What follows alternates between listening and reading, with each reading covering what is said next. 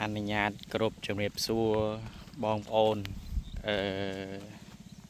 នេះខ្ញុំមកមើលអង្កែបរបស់គាត់ត្រូវលក់បាទបើបងប្អូនត្រូវការអាចតាក់ទងបាននេះជាប្រភេទមេបាជាប្រភេទមេបាដែលគាត់ទុកប្រកាសបន្តទៀតណាបងប្អូនយើងមកក្រឡេកមើលអង្កែបសាច់ដែលគាត់បំរុងនឹងលក់នេះបាទនៅប្រហែល100គីឡូជាងមួយអាងនេះបើបងប្អូនត្រូវការអាចតាក់ទងមកបានជាថ្មីម្ដងទៀត1គីឡូរាយ10000អង្កែបរស់បើទិញ10គីឡូ20គីឡូឡើងយើងអាចមានការបញ្ចុះតម្លៃជូនបាទនេះកន្លែងរបស់គាត់មាន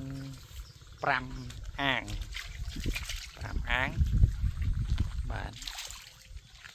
5អាងនេះអាងទៀតដែលល្មមសាច់វាល្មមបាទនេះបាទសាច់ត្រូវប៉ាន់ណានេះអានេះនៅប្រហែល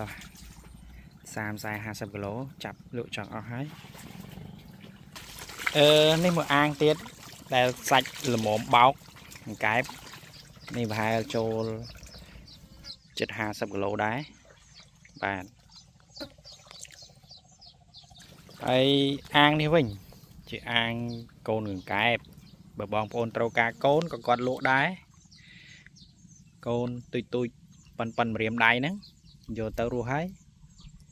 បាទបើបងប្អូនត្រូវការអាចតំណែងមកបាន